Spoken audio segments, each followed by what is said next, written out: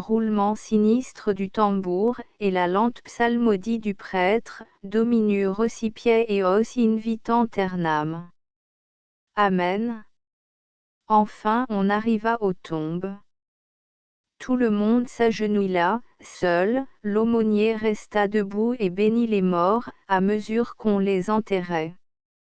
Avant que les fossoyeurs jetassent les pelletées de terre qui devaient à jamais couvrir ces nobles martyrs, Jean nu-pieds se releva et fit quelques pas en avant. Puis, étendant la main, « Enfants, dit-il, ceux qui sont là sont tombés pour Dieu, pour le roi. C'est au nom de Dieu que monsieur l'aumônier les a bénis, c'est au nom du roi que je les remercie. Dieu et le roi, ce sont les deux seigneurs que doit servir un bon Vendéen, et pour lesquels il doit mourir. Ceux-là sont morts. Enfants, Dieu à leurs âmes, car ils ont fait ce qu'ils devaient faire. Puis les pelletées de terre tombèrent l'une après l'autre, et tous restèrent là, muets et respectueux, jusqu'à ce que ce fût terminé. Les torches fumeuses éclairaient la route au retour comme au départ. Ils reprirent le chemin de Bersonne. Là, on recommença l'appel. Jean nu-pieds ordonna qu'on recueillît les noms des 15 chouans tués au clocher, ou fracassés dans leur chute, et que désormais, à l'appel, chaque matin et chaque soir, le voisin répondrait, mort pour le roi. Presque aussitôt la petite armée s'éloigna dans la direction des bois de Machecoul, d'où elle sortirait de nouveau le lendemain. La Palotte et Jacqueline avaient pris les devants avec Aubin, Plogen et Pinson. Depuis la fin de la bataille, le pauvre Pinson tremblait. Elle se rappelait toujours ce regard que lui avait jeté Jean, quand il l'avait fixé sur la route. Si elle était reconnue. Rien que cette seule pensée l'effrayait. Car, reconnue, elle devrait partir, et partir, c'était le quitter, lui qu'elle aimait par-dessus tout. Partir, c'était recommencer sa vie désespérée, sans bonheur possible et attendu. La jeune fille marchait un peu en avant, laissant pencher sa tête sur sa poitrine, elle rêvait. Déjà elle avait perdu de vue le lac de Grandlieu, et suivait la sente étroite et rapide qui mène au bois de Machecoul. Tout à coup, il lui sembla entendre derrière elle le pas rapide d'un cheval lancé au galop sur la route. Alors, elle, qui venait de montrer tant d'énergie et tant de courage, éprouva comme le pressentiment d'un danger. Elle eut peur. Peur, parce qu'elle se trouvait seule, la nuit, au milieu de ces champs déserts. Elle s'arrêta un moment et prêta attentivement l'oreille. Le bruit du cheval ne se faisait plus entendre. Je me serais trompée, murmura-t-elle. Elle continua de marcher. La route faisait un léger coude qui la rapprochait un peu de la grande route. Le bruit du cheval qui l'avait frappée une première fois se renouvela. Elle jeta les yeux derrière elle et aperçut, à 50 mètres environ, un cavalier de haute taille, enveloppé d'un manteau, malgré la saison, et dont le visage disparaissait presque sous les rebords épais d'un chapeau de feutre. Elle voulut courir et prit à travers champs, le cavalier la suivit. Alors, sa peur d'un instant déraisonnée devint une terreur réelle.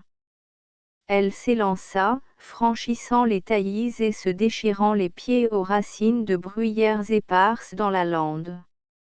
Le cavalier prit le galop de chasse pour se maintenir toujours à la même distance d'elle.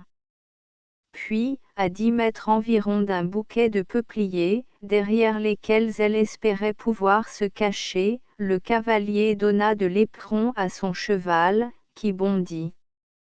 Arrivé près de Pinson, il se pencha, la saisit à la taille et l'enleva sur son cheval.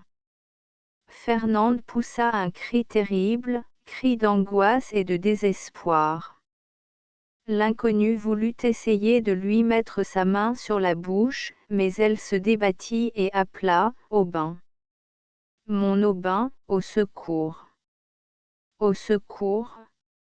L'inconnu avait lancé son cheval dans la direction de Bersonne. Il devait croire que les Chouans, la bataille perdue, avaient regagné leur retraite cachée. Le cheval galopait furieusement, franchissant par bonds terribles les quartiers de rochers. Fernande, affolée, essayait d'appeler, mais la main nerveuse du ravisseur étouffait désormais ses cris. Au secours! Put-elle cependant balbutier une dernière fois. Tout à coup, dans l'ombre du chemin, une masse noire se dressa, qui saisit le cheval à la bride, et mit un pistolet sur la poitrine du cavalier. « Lâche, ou je te tue !» prononça la voix d'Aubin Ploeguen. « Aubin, pensa Fernande. Je suis sauvée. » Une lutte violente s'était engagée entre l'étranger et le Breton. Tous les deux étaient d'égale force, et il fallait évidemment que tous deux eussent une raison cachée pour ne pas faire usage de leurs armes. Le cavalier avait des pistolets dans ses fontes, Aubin Ploeguen ne déchargeait pas les siens. Nous saurons bientôt pourquoi. La lutte restait indécise entre eux deux, malgré Fernande qui, en se débattant, devait annihiler les efforts de son ravisseur. Mais une circonstance particulière devait bientôt la terminer. Au loin parut l'avant-garde des Chouans. L'inconnu tressaillit en l'apercevant. « Fuis, dit tranquillement Aubin Ploeguen. Celui-ci n'hésita pas. Aubin prit Fernande dans ses bras et la déposa sur le gazon qui bordait la route. Le son des binious vendéens se faisait déjà entendre, léger et charmant. « Fuis !» répéta le Breton, « ou ceux-ci ne te feront pas quartier comme moi. » Fernande était évanouie. Le cavalier jeta un dernier regard sur Fernande, et, se tournant vers Aubin, « Nous nous retrouverons. » dit-il. Il disparut au tournant du coteau. « Ce n'est pas son père, alors ?» murmura le Breton en regardant s'effacer dans le lointain la double silhouette du cheval et de l'homme. « Ce n'est pas son père alors, car je connais cette voix. » Quel était donc cet homme? 19 Aubin Ploeguen a un plan. Aubin Ploeguen chargea tranquillement Pinson sur son épaule, et continua sa route dans la direction du camp. Il eût semblé avoir la figure si parfaitement calme du Chouan, que rien ne s'était passé de grave. Si ce n'est pas son père, quel est son nom? Qui est-il? Et il ajoutait à voix basse, « Je connais sa voix pourtant. » Cette simple circonstance renversait tous les plans du brave Aubin. Quel autre homme que M. Grégoire aurait pu vouloir enlever Fernande? Mais il avait beau tourner et retourner cette question dans sa cervelle, il n'arrivait pas à trouver quelque chose de satisfaisant. Quand il parvint au campement des Vendéens, il étendit Pinson sur un lit de fougères, et attendit avec impatience le retour de la palotte. Ce rude Breton comprenait dans sa naïveté première que la jeune fille avait surtout besoin des secours d'une femme. « Ah! Te voilà, mon Aubin, dit le marquis en apercevant son fidèle serviteur, qu'étais-tu donc devenu? Maître, j'ai porté dans mes bras, jusqu'ici, le petit Pinson, vous savez. Le dernier fils au Guesnon. » En faisant cette réponse, Aubin Ploeguen ne perdait pas de vue son maître. Il semblait guetter en lui une émotion ou une gêne. En effet, Jean rougit légèrement quand il entendit prononcer le nom de Pinson. « Pauvre petit !» continua Aubin, « c'est faible et délicat comme une femme. Ce n'est pas fait comme nous, pour la grande vie sans toi, pleine de luttes et de fatigues. Jean cherchait à comprendre si Aubin mettait une intention dans ses paroles, mais le visage du serviteur restait impassible. Ses yeux regardaient dans le vague. Il reprit, plus bas, « Vous ne savez pas l'idée qui m'est venue, maître. J'ai pensé que ce devait être une femme. » Une femme? Pourquoi pas? Gwesnon peut bien avoir une fille vaillante et résolue, comme si elle était un garçon. Est-ce que nos gars de Bretagne n'en avaient pas beaucoup comme cela pendant les grandes guerres?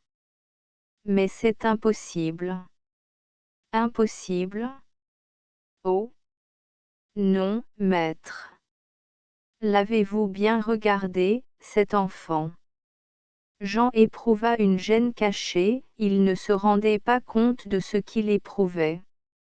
Oui, je l'ai regardé, murmura-t-il. Je l'ai regardé 2 fois, quand j'étais près de lui avant la bataille, et quand il est venu à mon secours au milieu des balles. Je l'ai regardé et je me suis souvenu, ce que je tâche d'oublier. Il y eut un court silence. Évidemment Aubin Ploeguen avait son projet. Il voulait le faire réussir. En toute autre circonstance, il eût quitté son maître, car il le connaissait trop pour ne pas sentir que Jean, le cœur tout entier à ses souvenirs, avait besoin de solitude. Mais il continua, « Je vous disais donc, maître, Pinson est une femme, j'en jurerais. Et d'ailleurs, c'est mon opinion, mais quand j'y songe, je pense qu'il ne peut pas être au Gwesnon, c'est une de la ville. » Aubin? Oh! De la ville? Je ne crois pas me tromper. Les mains sont trop fines et les pieds trop petits pour être les mains et les pieds d'une paysanne.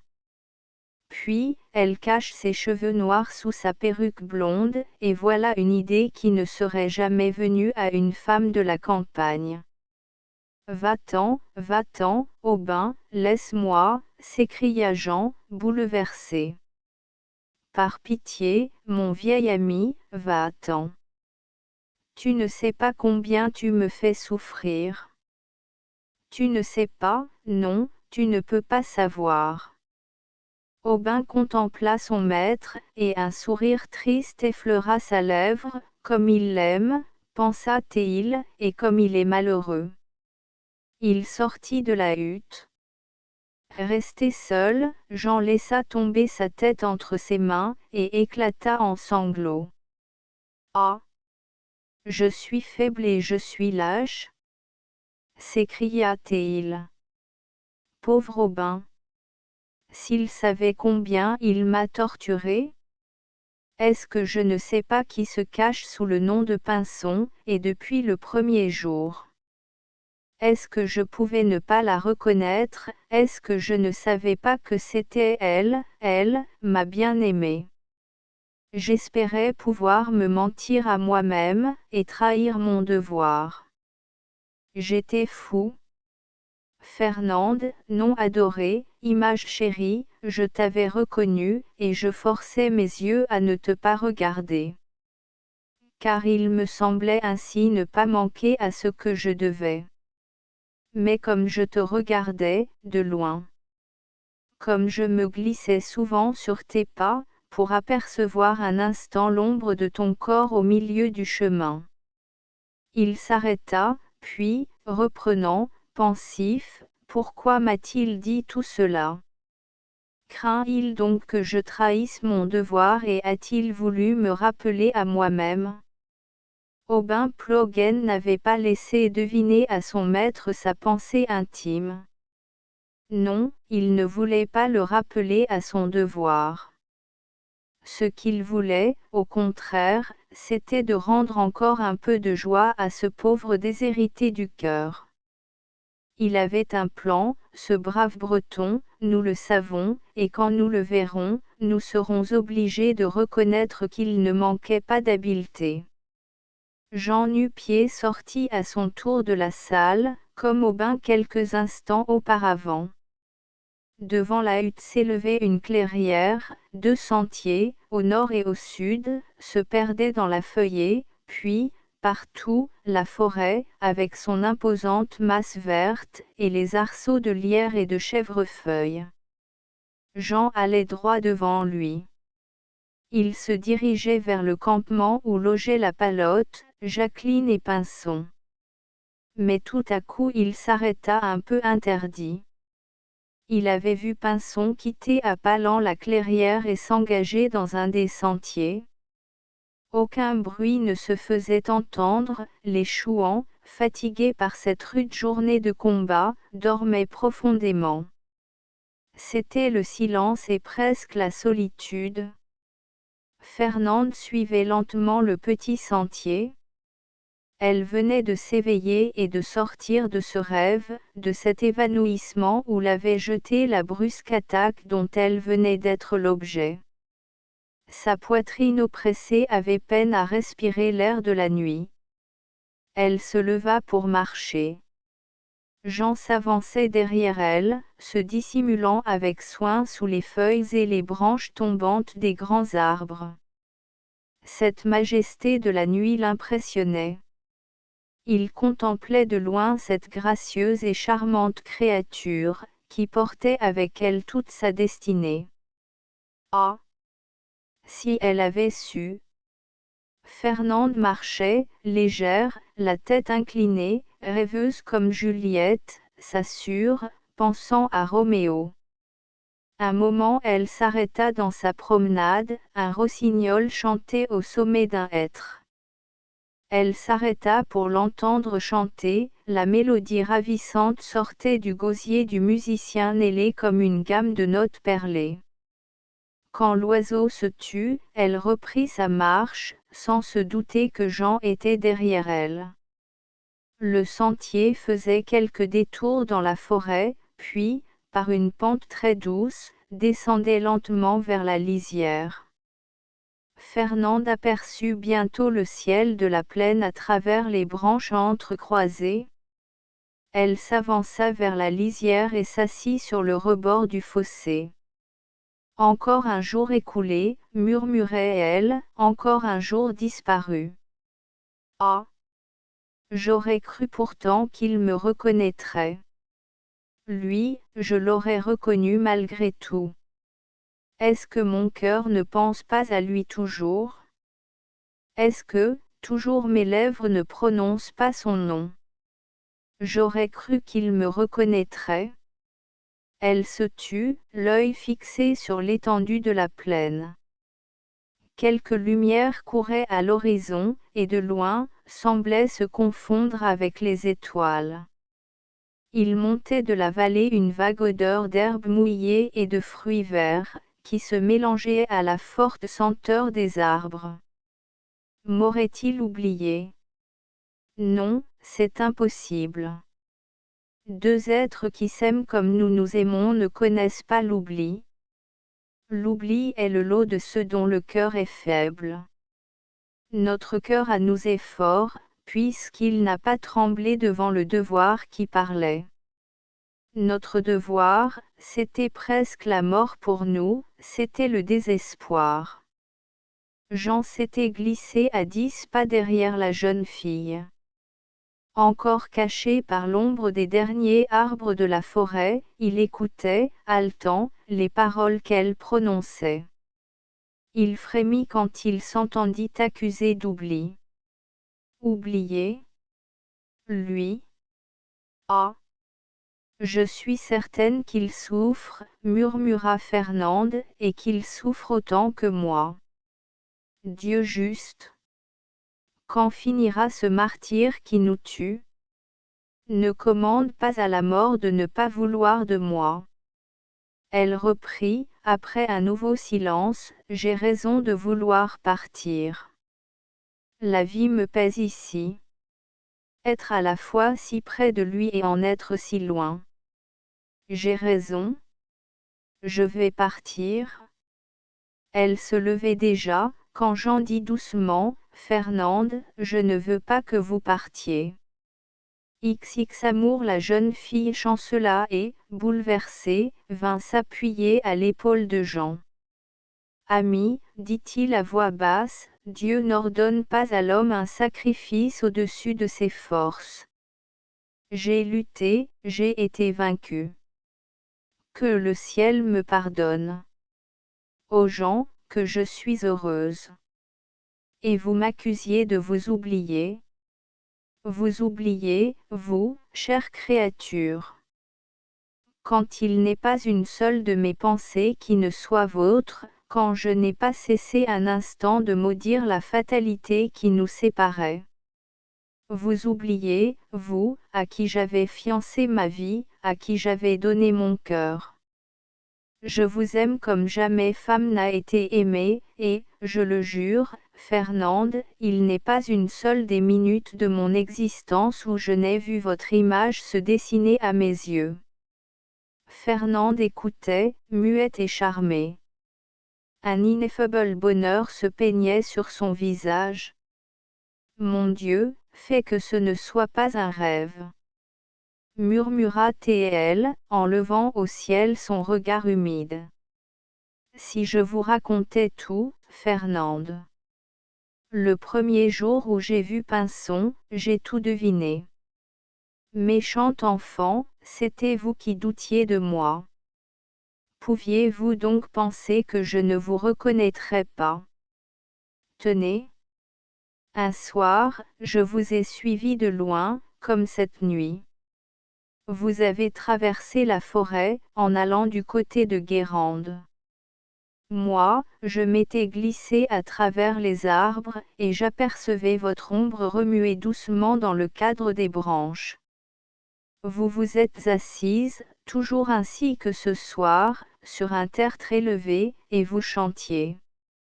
Elle le regarda, souriant, et chantant à mi-voix, mon ami vient de s'en aller, Jean et le cœur tout en peine, vint un gars sous le grand chêne, qui voulut me consoler, mais je lui dis, celui que j'aime, beau gars, ce n'est pas toi. Hélas! Il est bien loin de moi, celui que j'aime. Je ne peux pas me consoler. Mon ami vient de s'en aller. Il y a un second couplet, Jean. Mais déjà il s'était mis à genoux, devant elle, et disait ardemment, Fernande, je me suis demandé souvent, pendant mes longues heures d'angoisse, si un père pouvait enchaîner la volonté de son fils, même après sa mort. Je me suis demandé si un homme disparu, eût il-même été adoré et respecté de son enfant, comme Monsieur de Cardigaën, pouvait briser toute une vie, et ma conscience hésitait. Il s'arrêta, et ne vit pas une larme de désespoir qui coulait sur le visage de Fernande. Oui, chère femme, ma conscience hésitait, et quand elle ne me crie pas hautement, voilà ton devoir, c'est que mon devoir n'est pas là, peut-être. Ce fut elle qui rompit la première le silence qui suivit ces paroles. Jean, êtes-vous sûr que ce que vous dites soit sincère? Sincère? Oui. Fernande, mon amie, quel âge avez-vous? Vous et moi, faisons à nous deux l'âge d'un homme mûr. Il y a dans nos cœurs bien des hésitations et bien des doutes. C'est que nous ne savons pas être entiers dans la vérité. La vérité est absolue, cependant. Amis, amis, deux êtres comme nous n'ont pas le droit de faillir au milieu du chemin tracé. Dieu bon. Jean, aurions-nous souffert pour rien, et ce que nous avons cru être le devoir était-il donc un mensonge? Nous faudra-t-il revenir sur nos pas, et dire, notre cœur a menti. Notre volonté a menti. Notre conscience a menti. Il la regardait, étonné, ébloui de la hauteur et de l'éloquence de son langage. Comme il l'avait bien choisi. Un jour, elle lui avait dit, si nous étions séparés jamais, Jean mourrait. et elle plaidait maintenant pour être séparée de lui. C'est moi qui suis coupable, ami. J'aurais dû rester loin de vous, j'aurais dû souffrir seul et triste, au lieu de chercher un adoucissement à ma souffrance, en me rapprochant de vous. J'ai été lâche, lâche.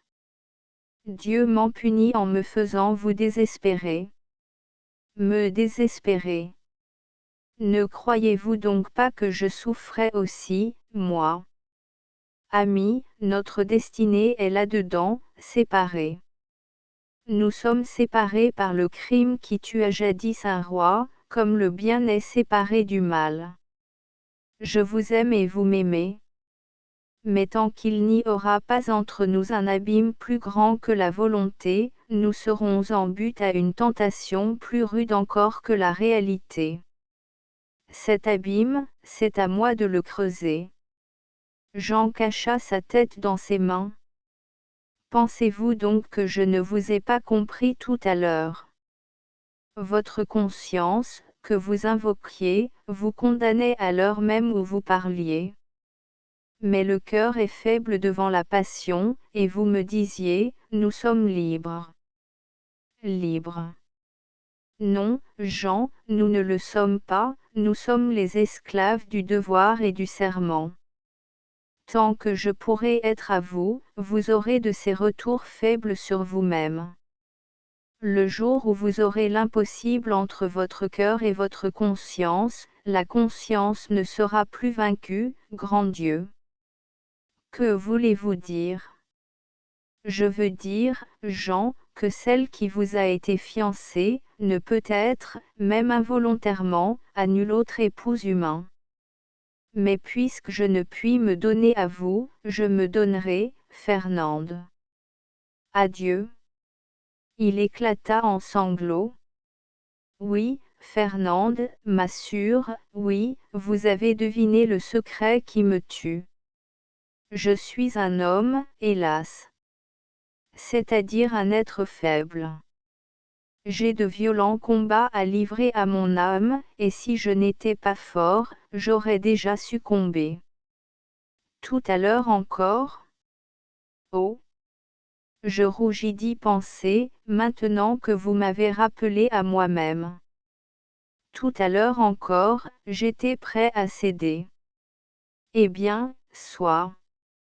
Partez, Fernande, partez pour toujours. Ce n'est pas vous qui demandez asile à Dieu, c'est moi qui vous donne à lui. Adieu, mon frère, dit-elle en lui tendant son front. Adieu, ma sœur. Ils échangèrent un long baiser, purs comme eux, à ce moment de se quitter à jamais, au moment de rompre pour la vie les liens qui les unissaient l'un à l'autre. Ils étaient debout, dans ce cadre merveilleux d'une splendide nuit de printemps. Un rayon de lune les entourait comme une auréole sainte mise à leur front. Ce fut lui qui s'éloigna le premier. Fernande ne voulait même pas revenir au camp. Elle oubliait déjà l'attaque nocturne dont elle avait été la victime. Adieu, s'écria-t-il une dernière fois avant de disparaître au détour du chemin. Elle n'eut pas la force de lui répondre et se laissa retomber assise. Le ciel eut pitié d'elle et lui donna des larmes. Oui, adieu à ma jeunesse, à mon bonheur, à mon espérance, dit-elle amèrement, adieu à tout ce que j'aime, à tout ce qui m'a aimé, adieu à la vie que j'aurais eue si belle. Oh ma pauvre maman, que tu aurais été malheureuse de me voir ainsi.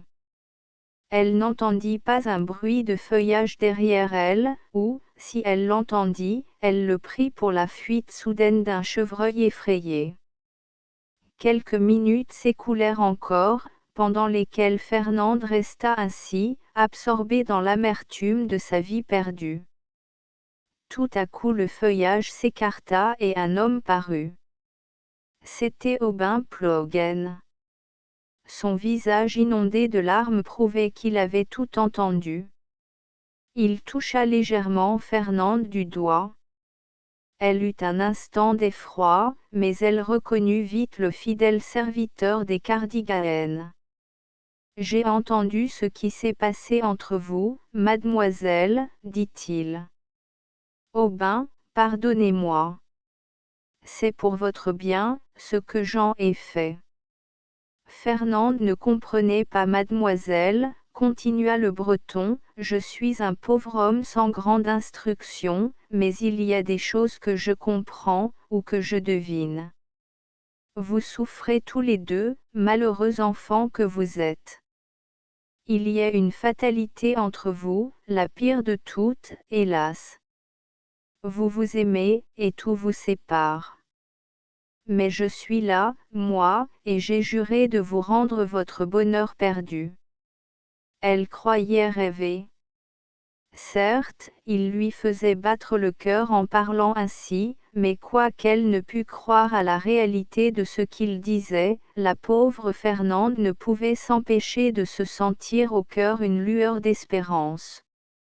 Écoutez, continua Aubin Ploeguen, écoutez, mademoiselle. Il se pencha vers elle et lui parla à voix basse quelques instants. À mesure qu'il expliquait son idée à la jeune fille, les larmes de Fernande se tarissaient, et un rayon de joie l'illuminait. Quand Aubin eut terminé, « Ah! Vous nous sauvez !» s'écria-t-elle. « J'allais à Dieu, mais Jean serait morte, et lui aussi en serait mort. » Elle reprit le chemin du camp, au lieu de se rendre à Château-Thibault. Désormais, elle avait foi dans l'avenir. Quel pouvait donc être le mot sauveur que le chouan avait murmuré à son oreille? Ils arrivèrent à la hutte occupée par la Palotte et Jacqueline, en compagnie de Fernande. « Nous partirons demain, lui dit Aubin Ploeguen. XX où se dessine le plan d'Aubin Ploeguen. Fernande s'attendait à partir le lendemain dès l'aube avec Aubin Ploeguen.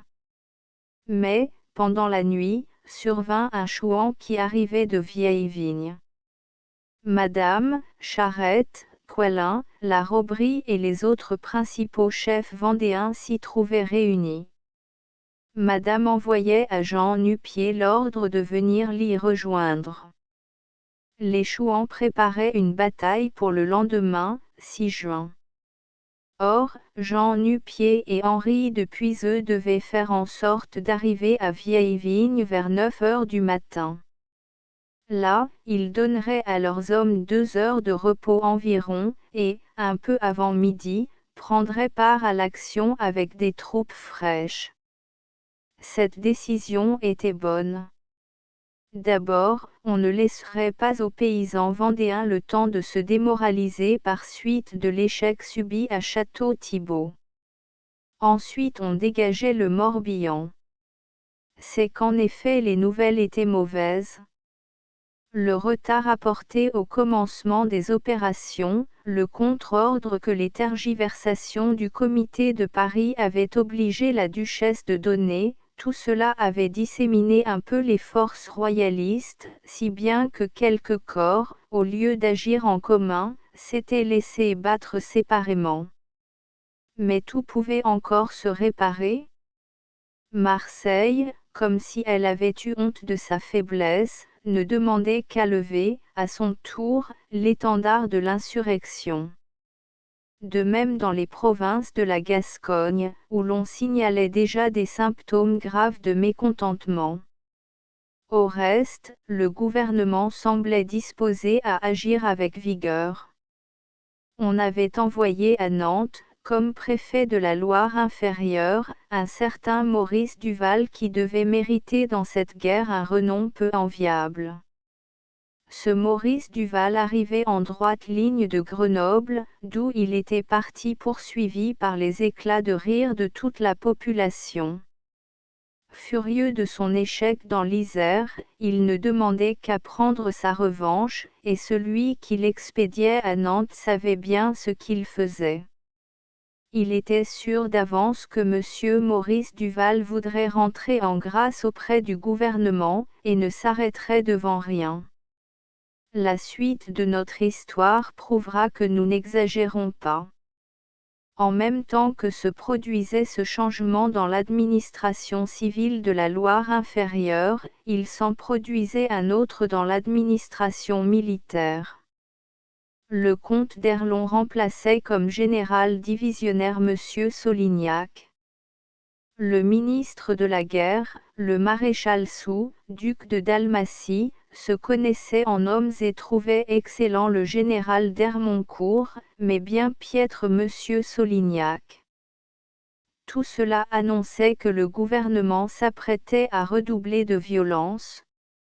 En effet, les justes milieux, cette plaie de toutes nos assemblées nationales depuis 1780, commençaient à murmurer contre ce qu'il appelait le spectre blanc. Le spectre blanc leur avait d'abord paru très réjouissant.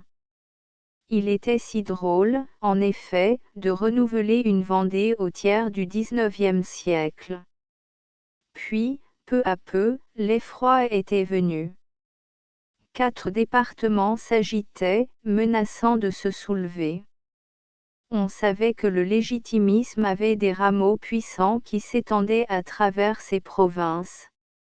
Le premier succès des Chouans pouvait mettre le feu à cette traînée de poudre, et alors adieu à toutes ces bonnes choses si particulièrement adorées des braves justes milieux, c'est-à-dire adieu au siège de pair de France, donné par Louis-Philippe. Adieu aux grâces sinécures. Adieu au broutage à même le budget. Toute récompense distribuée si complaisamment par le gouvernement aux fidèles bourgeois qui l'avaient proclamé sur les barricades fumantes de 1830. Ce rapide exposé de la situation fera comprendre au lecteur l'extrême importance prêtée par Madame et ses conseillers à une action rapide. Voilà pourquoi le plan de bataille, après avoir été conçu avec soin, demandait à être exécuté encore plus soigneusement. À 4 heures du matin, les bois de Machecoul retentissaient de coups de sifflet qui donnaient le signal du départ. Déjà Fernande était inquiète, ignorant la cause de tout ce bruit qui se faisait autour d'elle. Elle se demandait si Aubin Ploeguen l'abandonnait, et n'allait pas venir la chercher pour l'expédition dont il lui avait parlé la veille. Ah! C'est que cela lui tenait au cœur. Une joie ineffable s'emparait d'elle quand elle venait à penser que là était le salut pour elle et pour lui, non pas le salut, peut-être, mais le salut, sûrement. Elle se disait tout cela, quand la palotte, déjà éveillée et sortie, vint l'avertir que le Breton la demandait. Elle se hâta de quitter la hutte. Elle trouva Aubin qui l'attendait au dehors. Un instant elle avait craint que ce ne fût pour lui donner une mauvaise nouvelle, mais le visage souriant du Chouan la rassura aussitôt. « Il faut partir, mademoiselle, dit-il. Enfin. Je vais vous indiquer le chemin comment. Le chemin, oui, mademoiselle. Tu ne viens donc pas avec moi. C'est impossible. Impossible. Mais hier, il ne se passait pas ce qui se passe aujourd'hui. Ne perdons pas de temps, l'heure presse. L'heure presse. Tu m'effraies, Aubin, ne vous effrayez pas, mademoiselle. Monsieur le marquis part avec nous autres justement pour aller où vous deviez aller vous-même.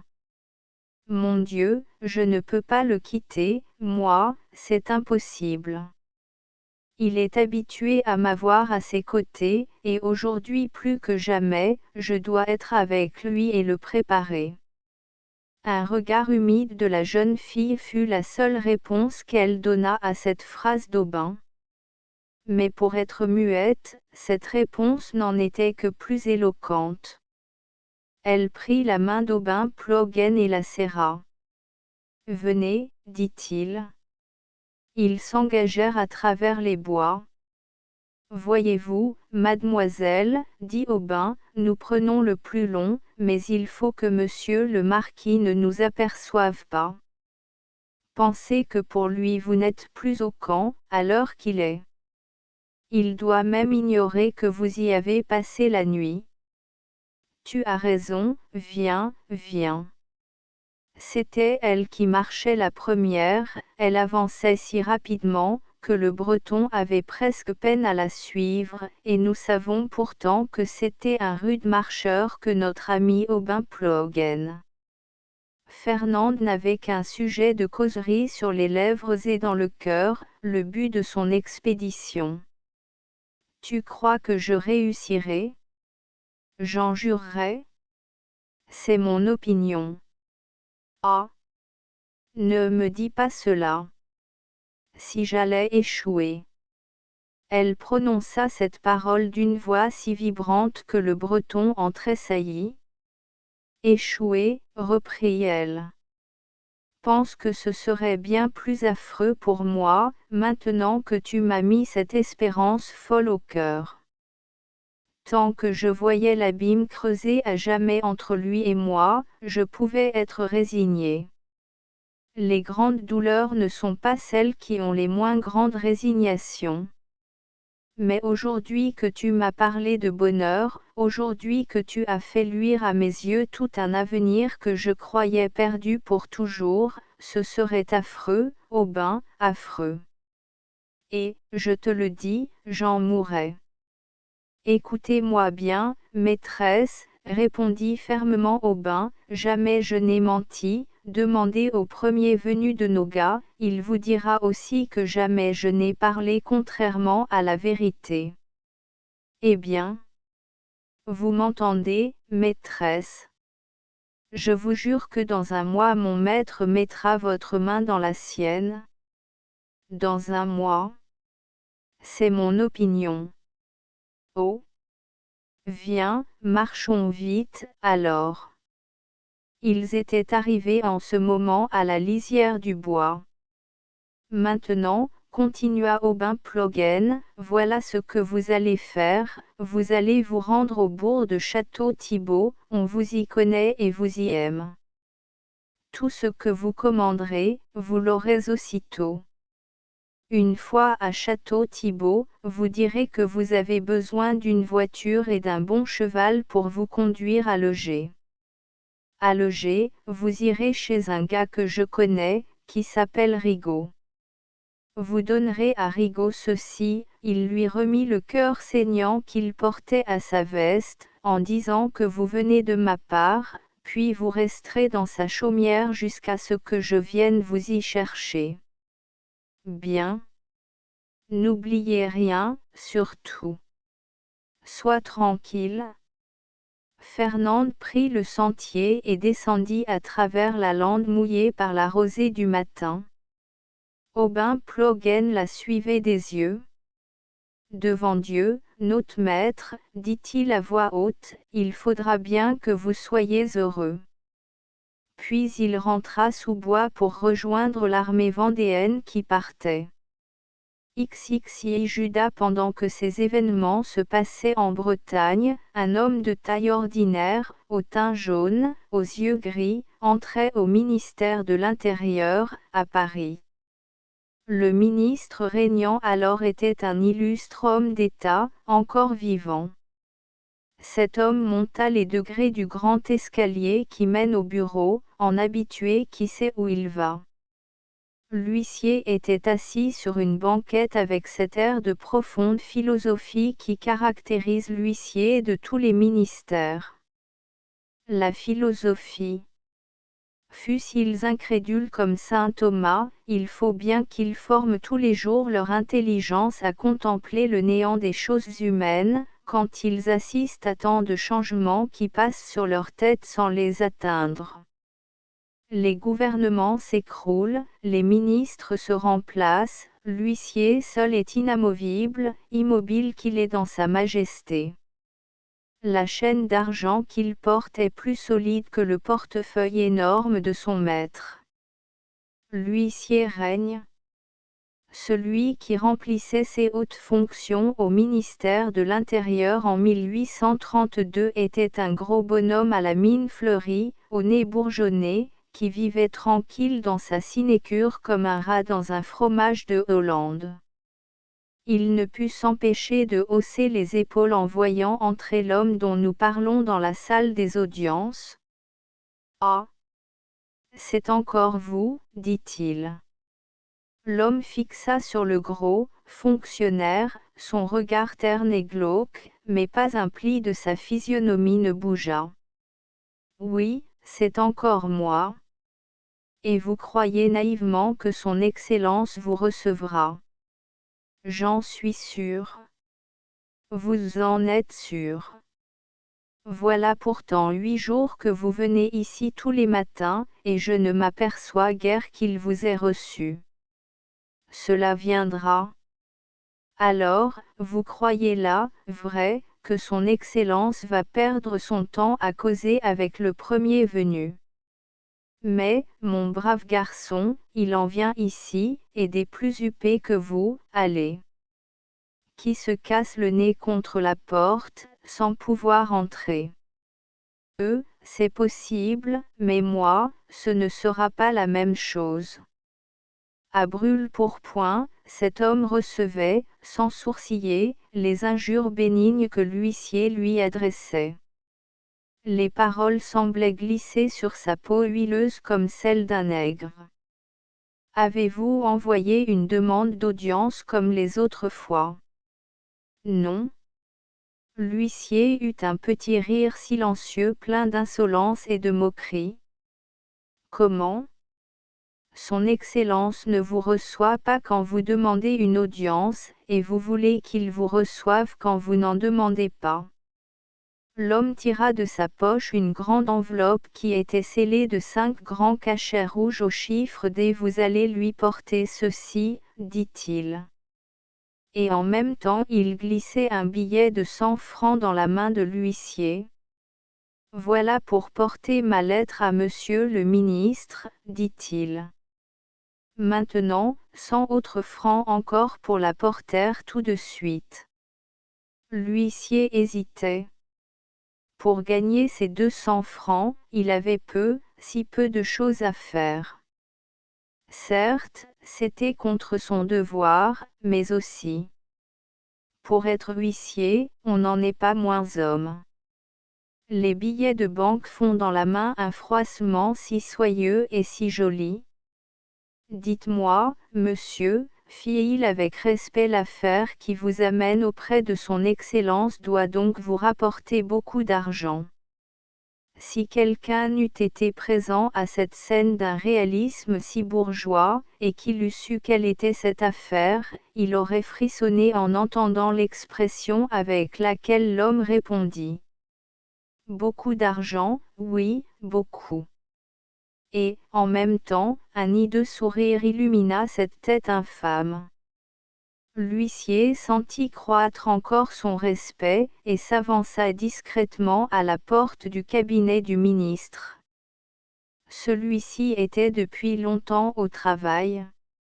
On sait que l'homme d'État illustre dont nous parlons se lève avec le soleil, souvent même avant le soleil. C'est un des travailleurs les plus robustes et les plus puissants de ce temps-ci. Qu'est-ce? Demanda-t-il. Une lettre très pressée pour son Excellence. Le ministre étendit la main et regarda l'enveloppe. L'huissier sortit. Maintenant, dit-il à l'homme, vous pouvez partir, monsieur. Il est impossible que monsieur le ministre vous reçoive maintenant, mais il vous fera envoyer sans doute une lettre d'audience pour un de ces jours. Non, je vais attendre, reprit l'homme. Ou je me trompe fort, ou d'ici 10 minutes vous aurez reçu l'ordre de m'introduire. Resté seul, le ministre déchira l'enveloppe hâtivement, comme un travailleur pressé qu'on arrache à son labeur. Encore un importun, murmura-t-il. Rien à espérer. J'en étais sûr, reprit-il, en voyant la signature. C'est cet individu qui m'adresse tous les jours une demande d'audience. Il rejeta la lettre sur la table. Puis il se remit à son travail. Mais un hasard fit qu'en reprenant sa plume abandonnée, il laissa tomber ses yeux sur le papier ouvert. Alors il s'arrêta, comme frappé soudainement, il saisit la lettre et la lut attentivement d'un bout à l'autre. Aussitôt il sonna. L'huissier entra. La personne qui a apporté cette lettre est-elle encore là? Oui, monsieur le ministre. Je vais la recevoir. Oh! Ce ne fut plus seulement avec respect que l'huissier adressa la parole au solliciteur.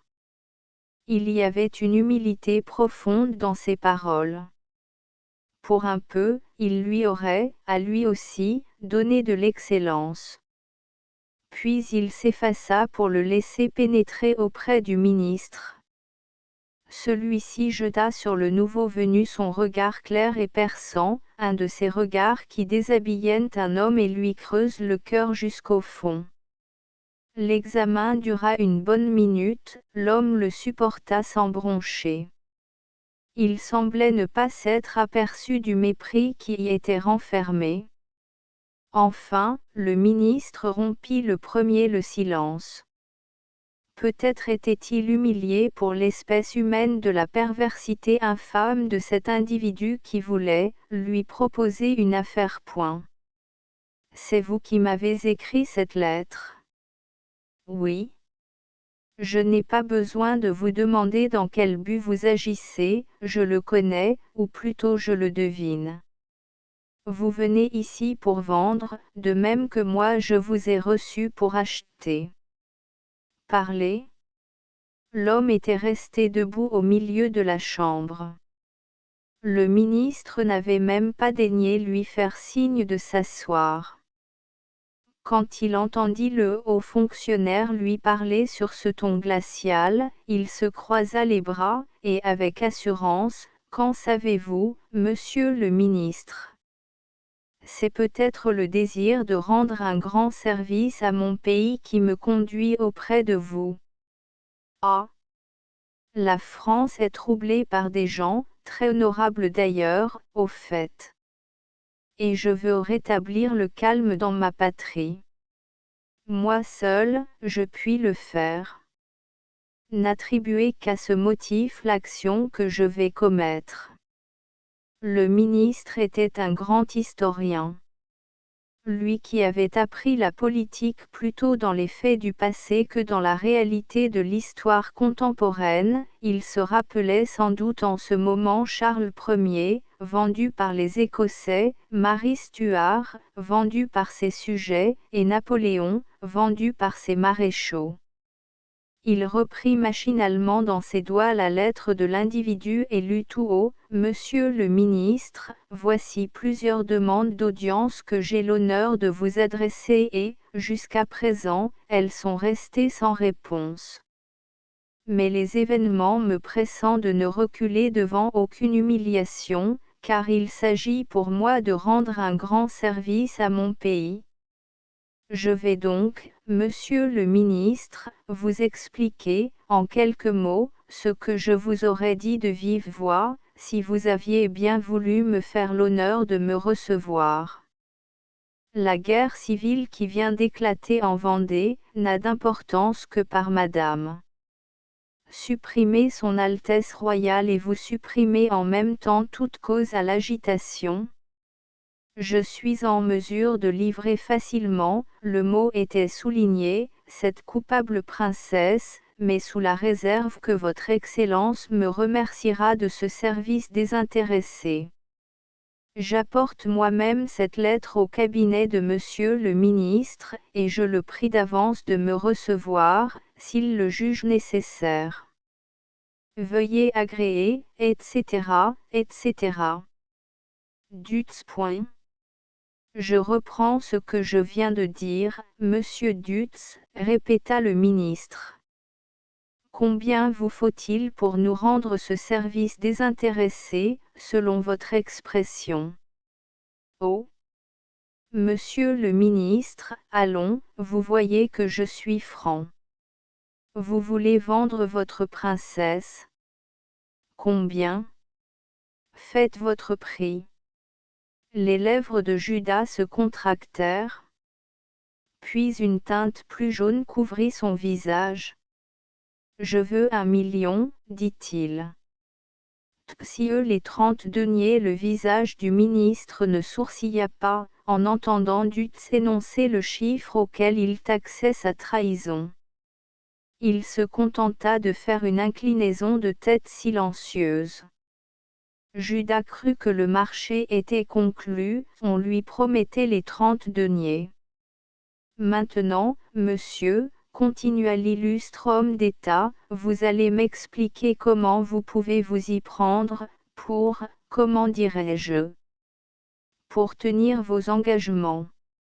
Dutz réfléchit un instant.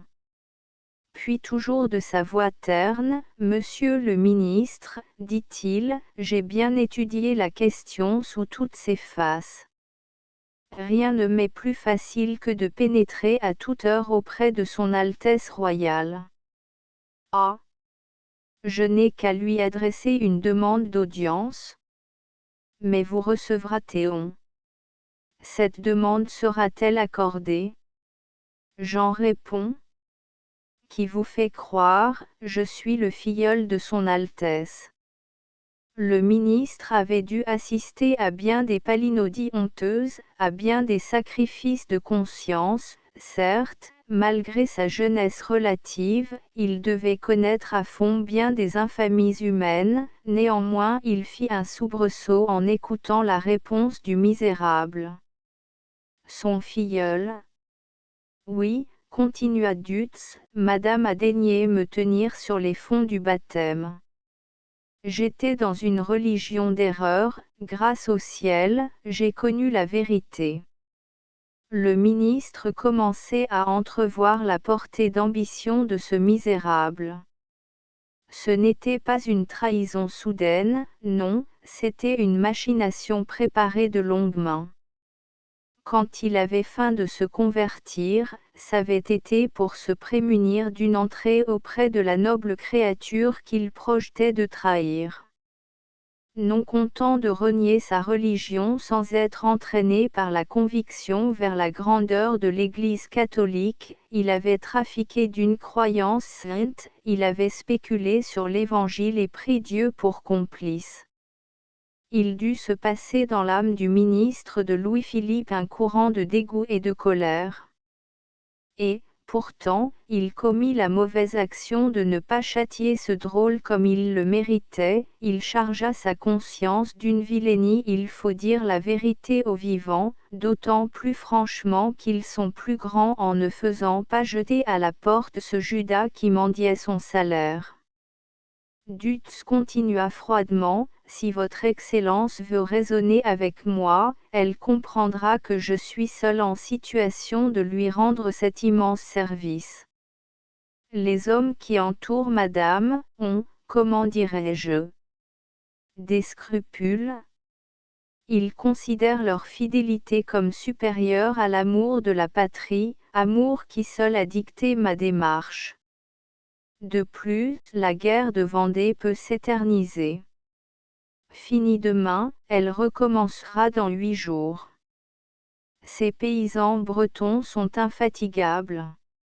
Ils ne connaissent pas le découragement. Puis ils sont bien conduits.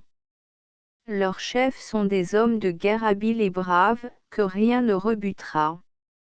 Après la Loire inférieure, il faudra dompter le Maine-et-Loire et le Morbihan. Cela n'en finira plus. Tandis que si, grâce à mes conseils, votre Excellence prend le bon moyen, qui est de supprimer aussitôt la cause de l'agitation, rien de tout cela n'est à craindre. Madame prisonnière, plus de guerre, et la guerre terminée, votre Excellence fait une grande économie d'hommes et d'argent. Est-ce que cela ne vaut pas 1 million? Le ministre renouvela le signe affirmatif qu'il avait déjà fait une fois. Monsieur, dit-il lentement, je ne peux pas me prononcer du premier coup. Il faut que j'attende, que j'examine. Quand ma décision sera prise, je vous ferai avertir, et, bien, monsieur le ministre. Il salua jusqu'à terre et sortit à reculons. L'homme d'État laissa tomber sa tête entre ses mains. Peut-être discutait-il avec sa conscience. C'était un homme d'une intelligence trop supérieure pour ne pas comprendre que ce marché accepté par lui entacherait sa vie. La boue qui couvrit Judas a rejailli sur Ponce Pilate. Il ne nous appartient pas de devancer le jugement de l'histoire, bien que nous croyions qu'elle sera sévère. Si elle est clémente, c'est qu'elle fera avec justice remonter le crime plus haut. Dutz était sorti du cabinet du ministre la tête haute, heureux. Et cet homme était jeune, la vie ne pouvait pas avoir encore flétri son cœur. Sans doute, il avait des amis qui serraient sa main, des parents qui croyaient en son intelligence et en son honnêteté. Eut-il des remords, comme d'aucuns l'ont affirmé? Non. L'homme qui a des remords combat et le combat se change en victoire, devant une aussi effroyable trahison. Si les remords étaient venus frapper à la porte de ce cœur, le cœur se serait ouvert, car tant de causes parlaient contre le crime. Cette femme, qu'il voulait vendre, ce n'était pas seulement une princesse, en elle se résumait tout un glorieux principe, toute une succession d'intérêts énormes.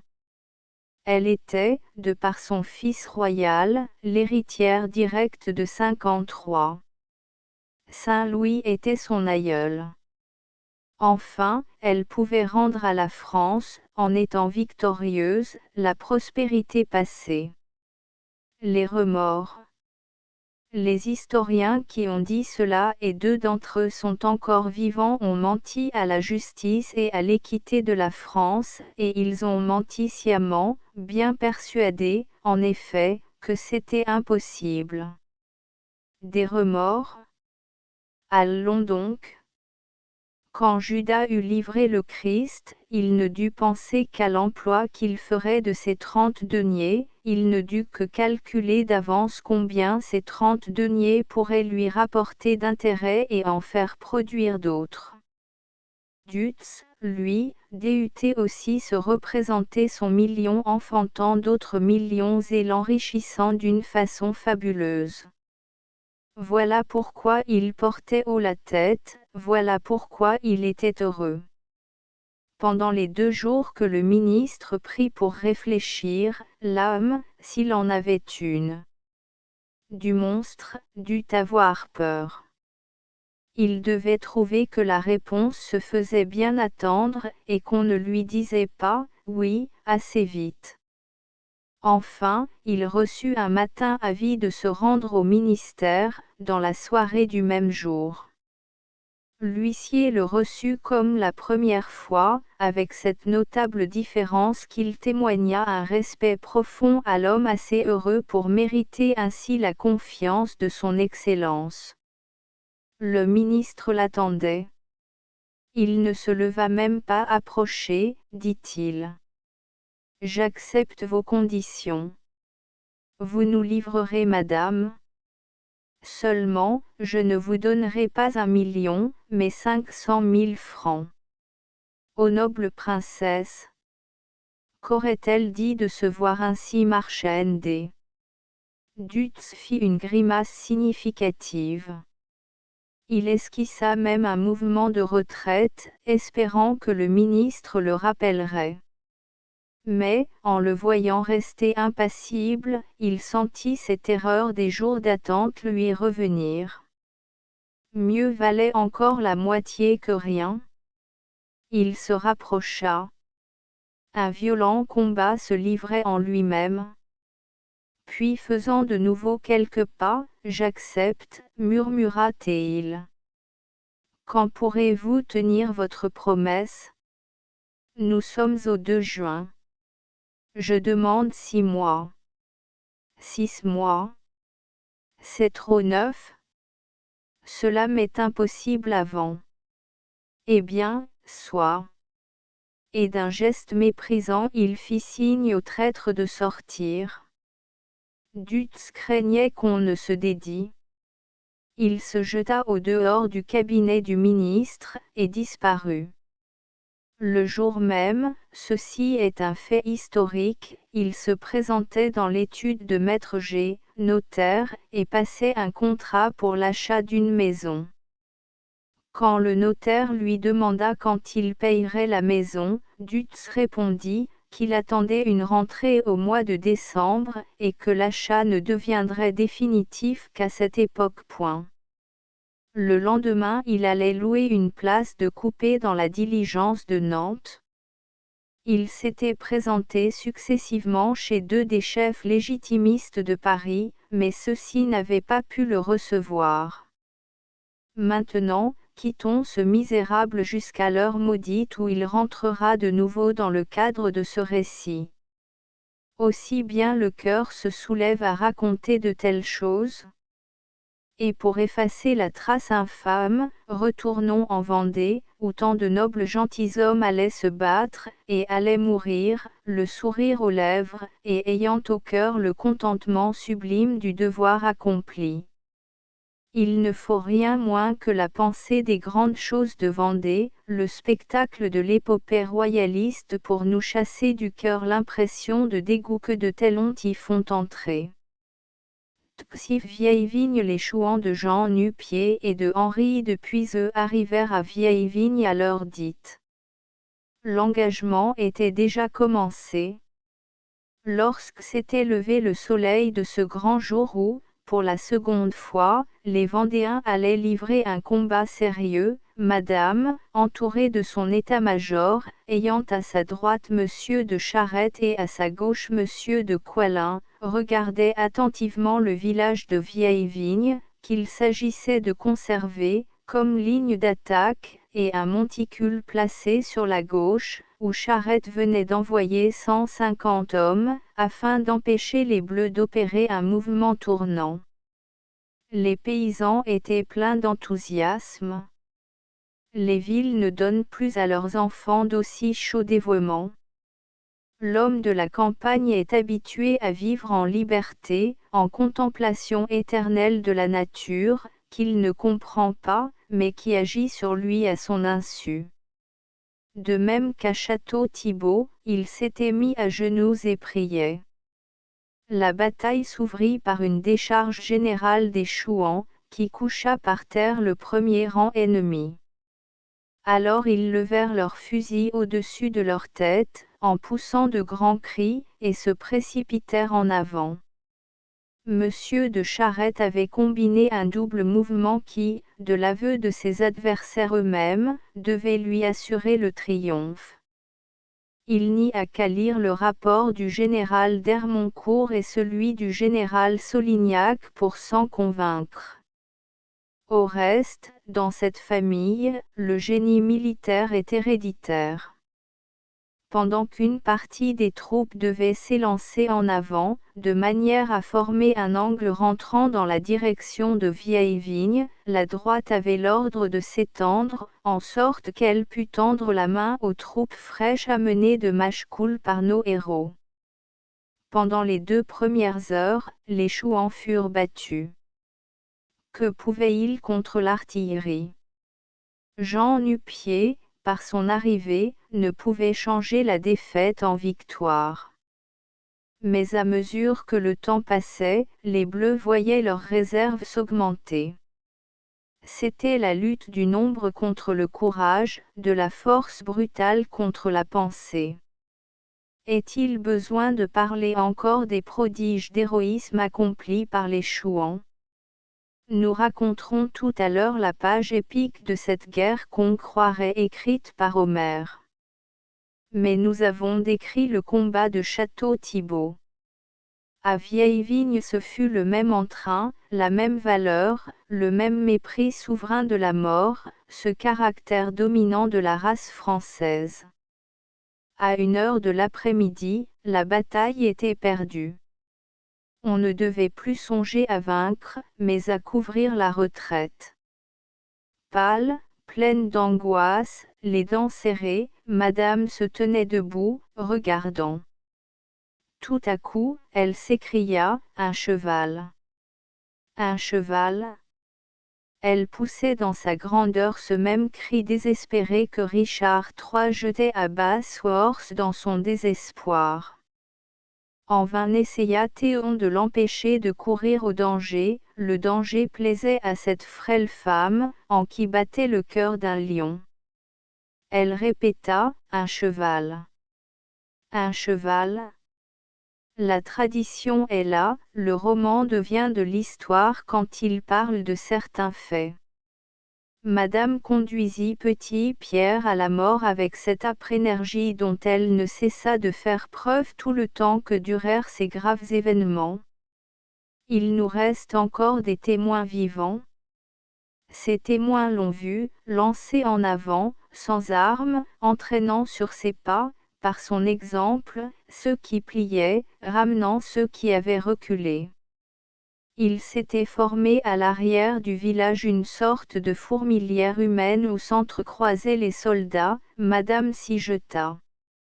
Les Bleus savaient que c'était elle, par sa présence, qui animait les masses, et l'on raconte que plus d'un reculait, frappé de l'héroïsme de cette femme qui, pour lui, devenait reine avant la mort. Charette ne l'avait pas quitté un instant. Toujours à ses côtés, le gentilhomme vendéen ne pensait qu'à détourner de la régente de France les coups qui la menaçaient.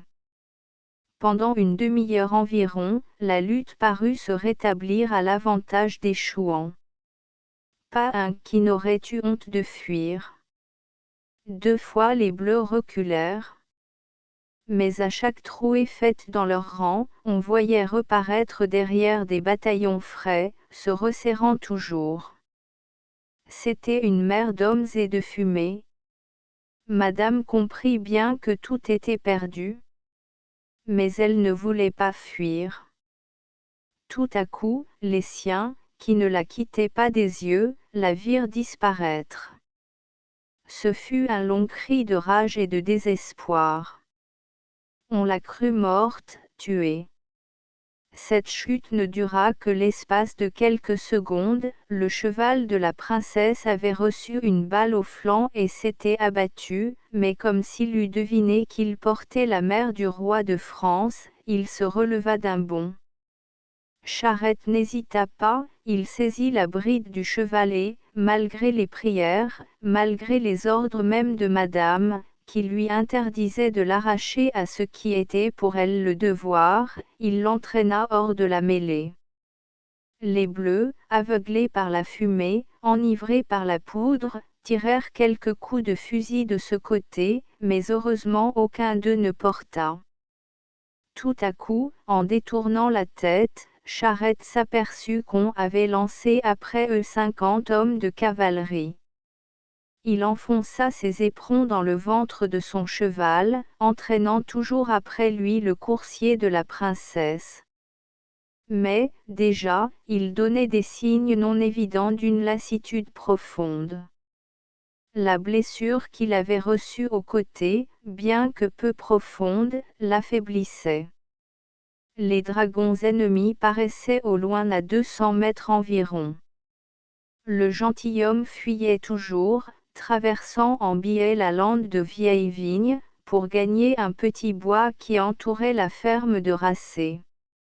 Une fois dans ces arbres, la poursuite devenait impossible pour des cavaliers, et la princesse était sauvée. Il n'y avait pas à craindre qu'ils se servissent de leurs mousquetons, à supposer même qu'il arrivasse assez près. Ces hommes avaient reçu l'ordre de prendre Madame vivante, et non de la tuer. Les Chouans s'étaient aperçus de la disparition de Petit Pierre. Ils ne se battaient plus que pour couvrir la retraite de leur chef. Ah! S'il avait pu voir l'expression de son visage. Madame pleurait. Quoi? Elle fuyait, tandis que ses braves amis se faisaient tuer pour elle. Elle ne se disait pas que son devoir n'était pas de mourir, mais de vivre, que la régente de France ne pouvait pas tomber dans une lande bretonne avant d'avoir accompli son œuvre, ou d'avoir échoué. Les cavaliers se rapprochaient. Laissez-moi retourner là-bas, disait madame. Ma place n'est pas ici, elle est auprès de ceux qui meurent. Charette ne répondait pas. Il continuait de traîner après lui le cheval qui râlait. Déjà il avait 2 fois buté contre une pierre, une chute ferait perdre 5 minutes et, en 5 minutes, il tombait entre les mains des Bleus, et, madame prisonnière, tout était perdu. On distinguait nettement la figure des dragons, collés droit sur leur selle, et dévorant la lande. Une 3e fois le cheval de madame heurta son sabot contre une pierre. Il plia sur ses jambes et s'abattit. Les dragons virent cela et poussèrent une exclamation de joie. Charette enleva madame de la selle et la transporta sur la sienne, puis il sauta à bas de son cheval. « Je ne vous abandonnerai pas, dit-elle avec douleur. Madame, vous prisonnière, tout serait perdu. Moi, qu'importe. Pensez à votre fils, pensez à la France. » Et le noble gentilhomme frappant le cheval, qui partit au grand galop, resta seul, en face de ses ennemis. Mais Dieu le protégeait. 1 heure plus tard, il retrouvait madame à la ferme de Racé. Ils étaient tous sauvés. L'échec subi était grand. Non qu'il pût avoir une influence démoralisatrice sur les paysans, ces hommes ne se décourageaient pas si facilement, mais il fallait renoncer, et pour longtemps peut-être, à marcher sur Nantes. Une attaque contre le chef-lieu de la Loire inférieure était impossible. Puis, un fait significatif, était l'immobilité des provinces. Le mouvement insurrectionnel sur lequel on avait compté ne se produisait pas. Le Maine restait immobile.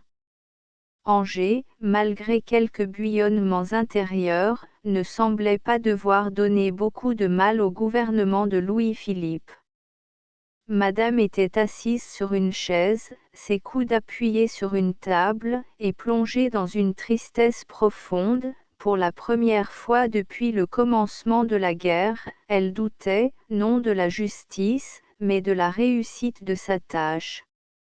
Encore vaincu, c'est Chouan qui avait fait autrefois trembler la Grande République.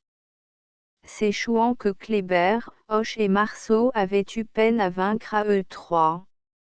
La princesse ne se rendait pas compte que les temps étaient changés, et que la Vendée de 1832 avait 11 fois moins de soldats que la Vendée de 1793. Elle regardait d'un œil humide les lettres et les rapports non décachetés qui encombraient la table. Par instants une larme silencieuse coulait sur son visage. Ses amis l'entouraient, émus de cette profonde et muette douleur. Enfin elle se mit au travail, dépouillant la volumineuse correspondance qu'on lui envoyait de tous les points de la Bretagne. Une lettre lui parut importante seulement. Elle annonçait une attaque des Bleus pour le lendemain.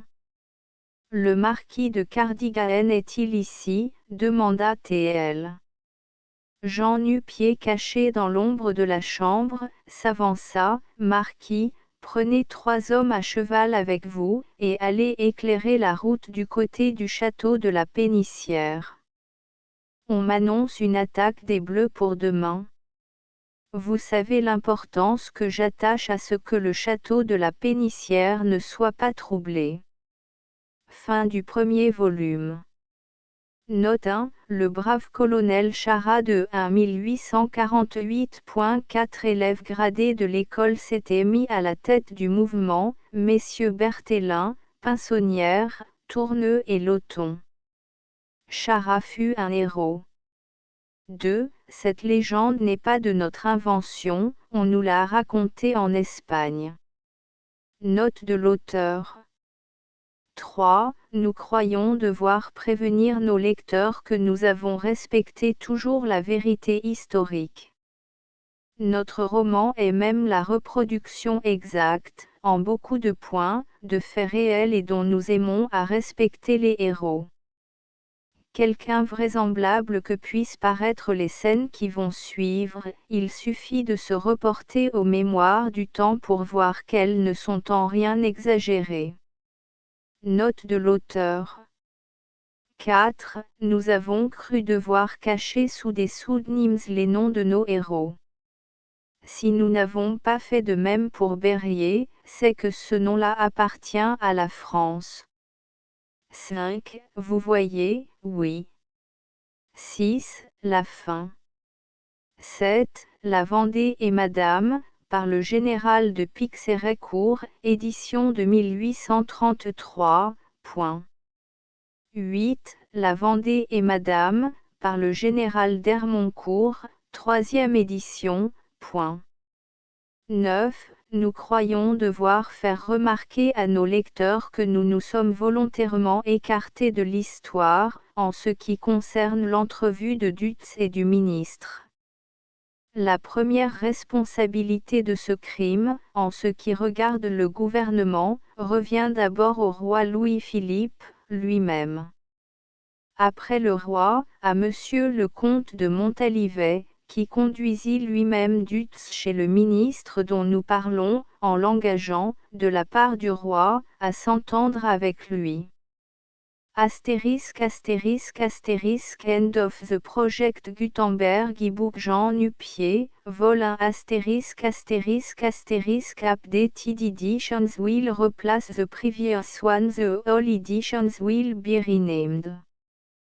Creating the works from print editions not protected by US copyright law means that no one owns a United States copyright in these works, so the Foundation, and you, can copy and distribute it in the United States without permission and without paying copyright royalty.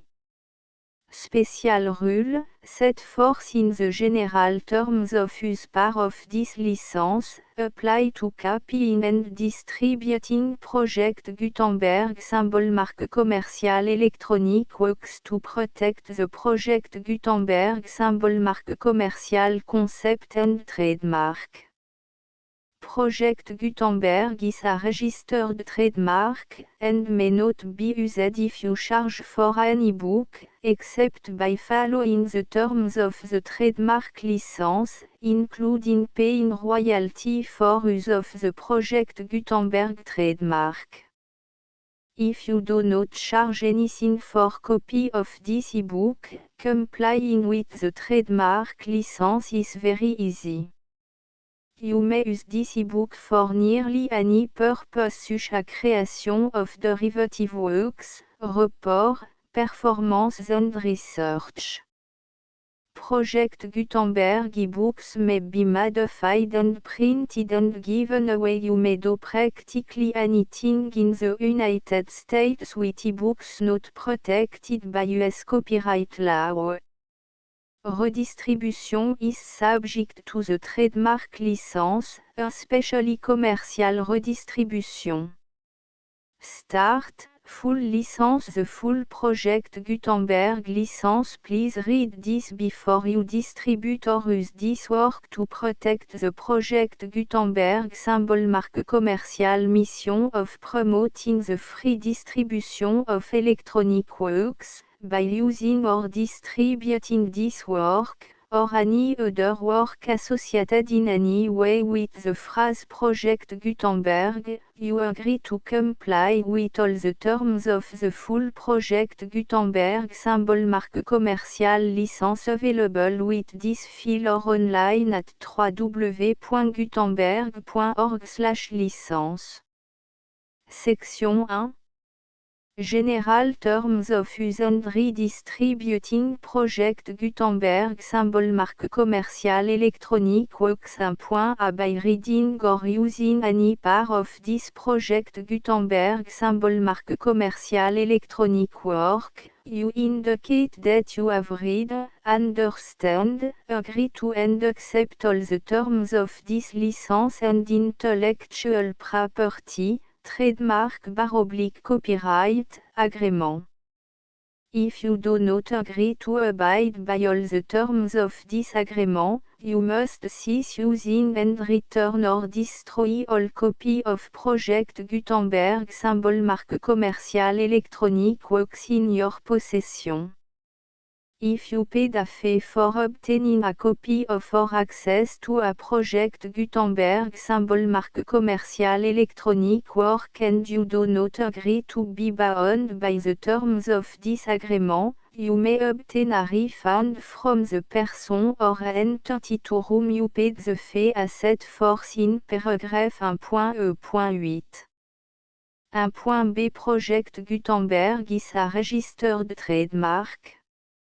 It may only be used on or associated in any way with an electronic work by people who agree to be bound by the terms of this agreement. There are a few things that you can do with most Project Gutenberg symbol marque commerciale électronique works even without complying with the full terms of this agreement. See paragraph 1.c below. There are a lot of things you can do with Project Gutenberg symbol marque commerciale électronique works if you follow the terms of this agreement and help preserve free future access to Project Gutenberg symbol marque commerciale électronique works. See paragraph 1.e below. 1.c.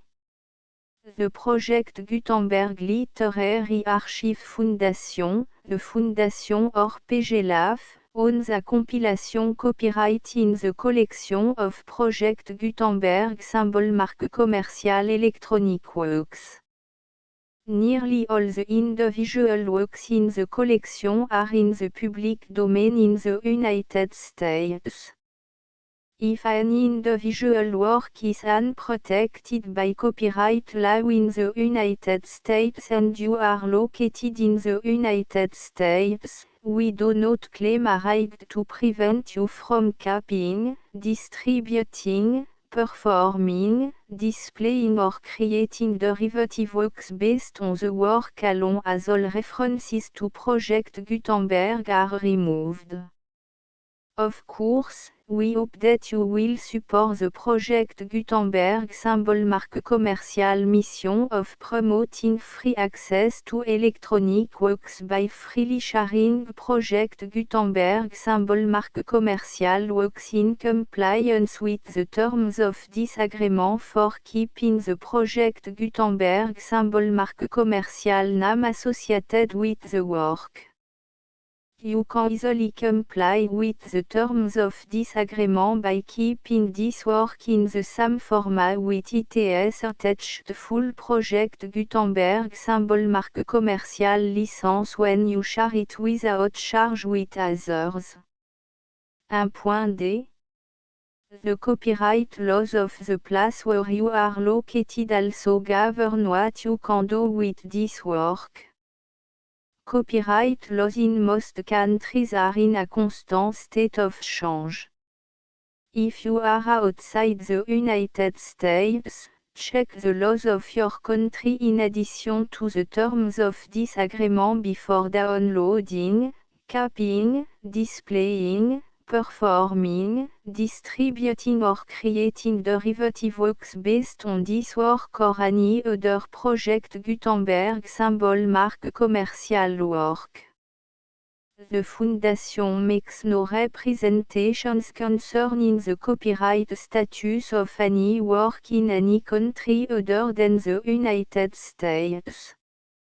Unless you have removed all references to Project Gutenberg. 1.1.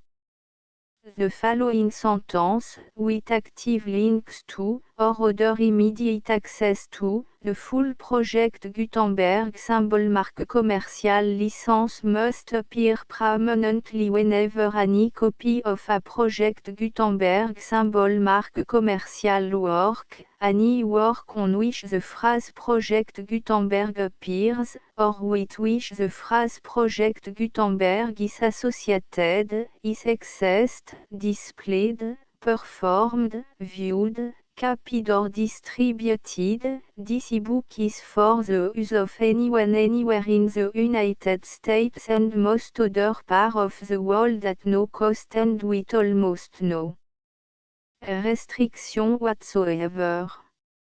You may copy it, give it away or reuse it under the terms of the Project Gutenberg license included with this ebook or online at www.gutenberg.org. If you are not located in the United States, you will have to check the laws of the country where you are located before using this ebook. 1.2. If an individual Project Gutenberg symbol marque commercial electronic work is derived from texts not protected by US copyright law, does not contain a notice indicating that it is posted with permission of the copyright holder, the work can be copied and distributed to anyone in the United States without paying any fees or charge. If you are redistributing or providing access to a work with the phrase Project Gutenberg associated with or appearing on the work, you must comply either with the requirements of paragraphs 1.1 through 1.7 or obtain permission for the use of the work and the Project Gutenberg symbol marque commercial trademark as set forth in paragraphs 1.8 or 1.9. 1.3. If an individual Project Gutenberg symbol marque commercial electronic work is posted with the permission of the copyright holder, your use and distribution must comply with both paragraphs 1.1 through 1.7 and any additional terms imposed by the copyright holder. Additional terms will be linked to the Project Gutenberg symbol marque commercial license for all works posted with the permission of the copyright holder found at the beginning of this work. 1.4. Do not unlink or remove the full project